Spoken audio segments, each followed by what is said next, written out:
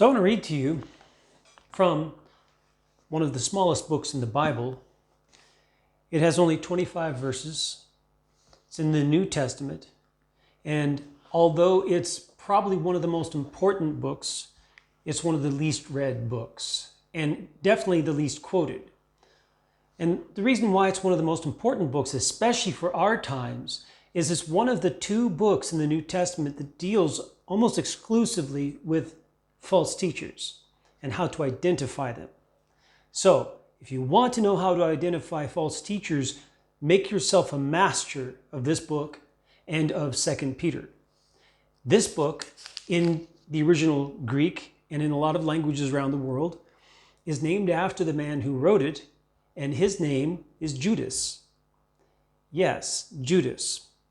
But we call it in English the book of Jude, and the reason is because, of course, the association with Judas Iscariot, who betrayed our Lord Jesus Christ. But Judas was a common name, so for them it wouldn't have been a problem. Only for us today, where Judas is not such a common name, it's very rare, and we identify it very strongly with the traitor. So what I want to talk about from Jude, I'm not going to deal with the whole book, but specifically I want to talk about hell.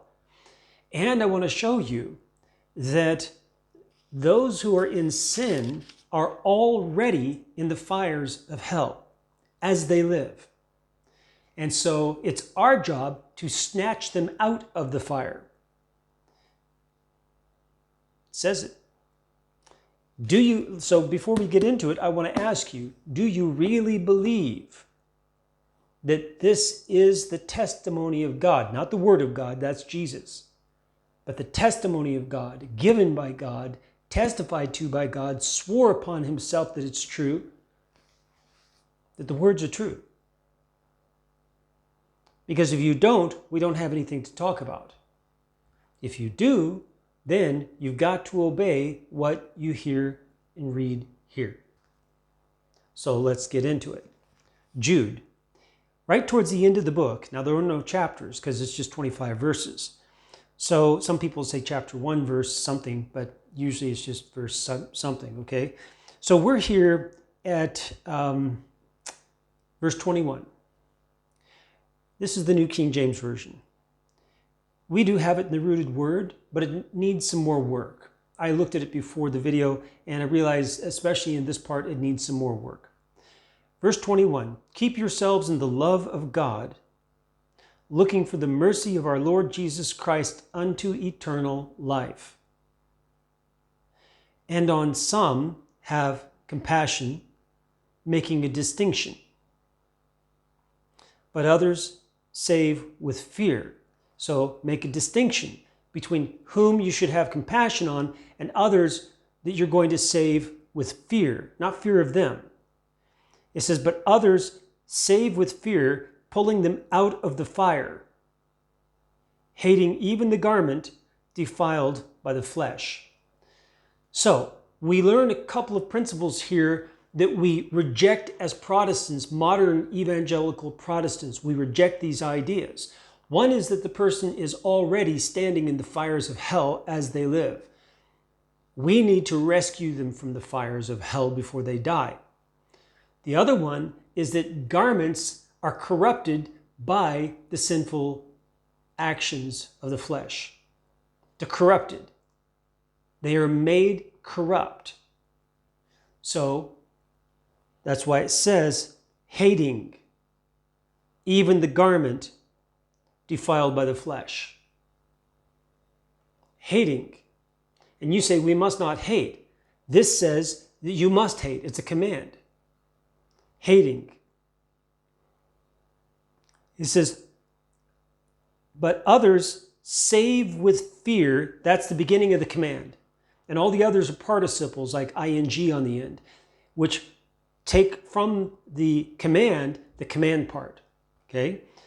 Others save with fear. It's a command. You must save with fear, pulling them out of the fire, meaning you must be pulling them out of the fire as well. Hating even the garment. That means you must be hating even the garment defiled by the flesh.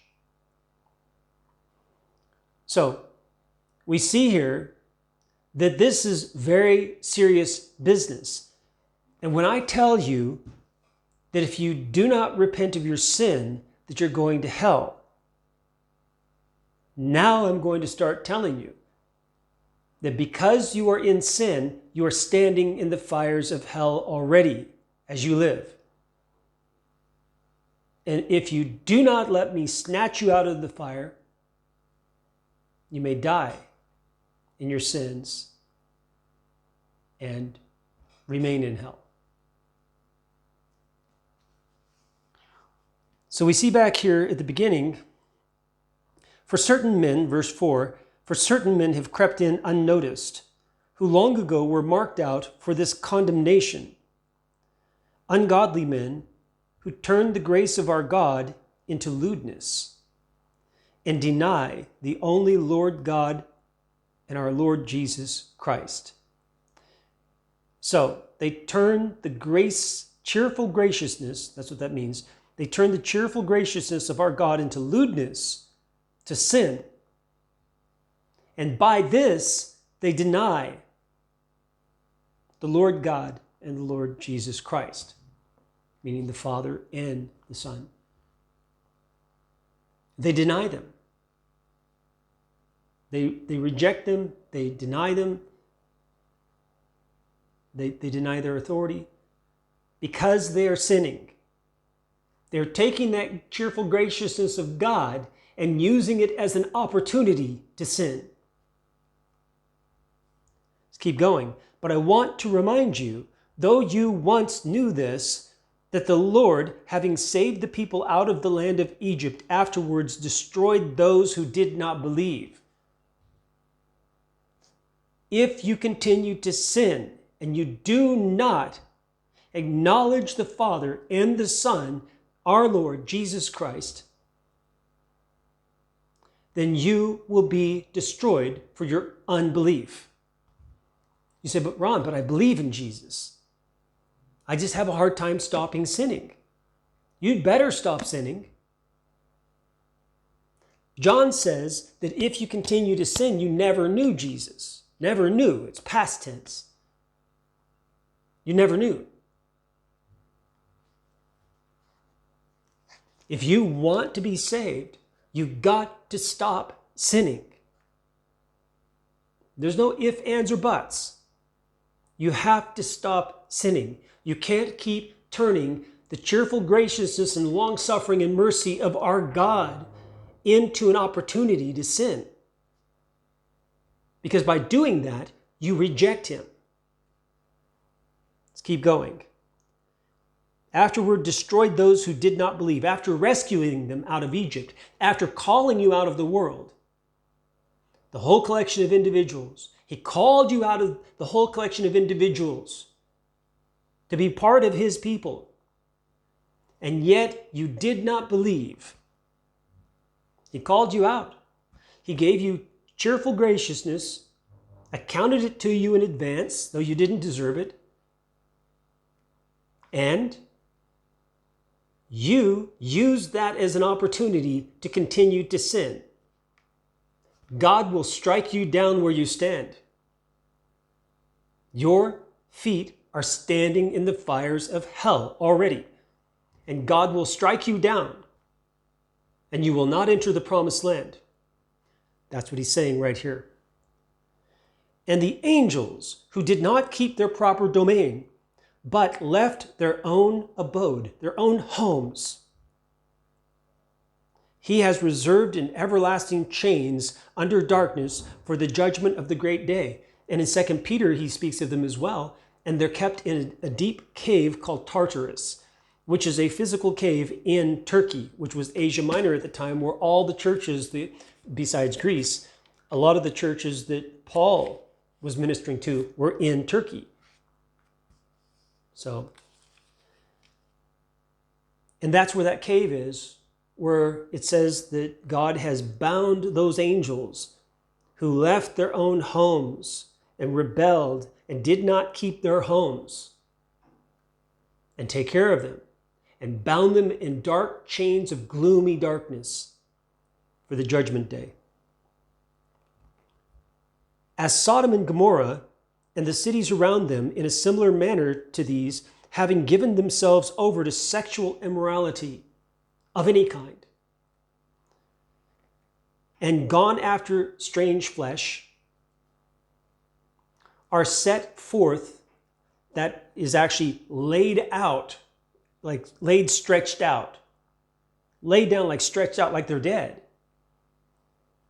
are set forth as an example, laid, stretched out as an example, suffering the vengeance of eternal fire.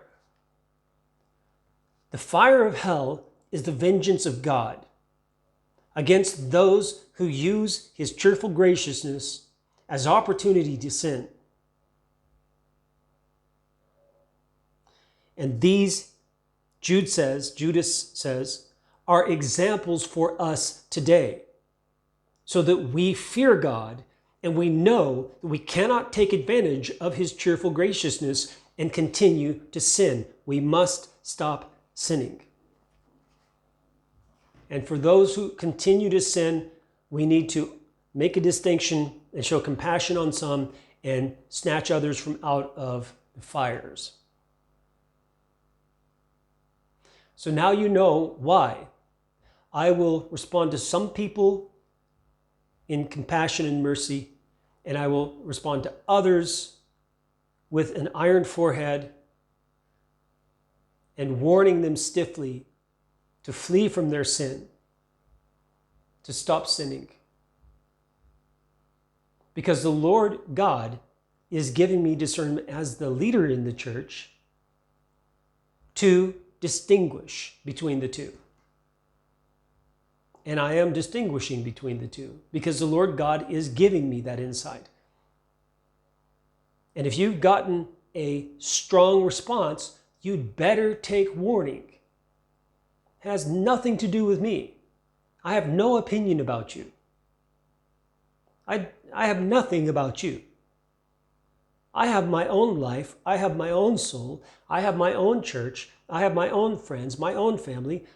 What do I have to do with you? I am serving you as a leader in the church, and as the Holy Spirit gives me insight, I respond to you. So you best take warning and listen closely. May the Lord bless you as you seek him with all your heart.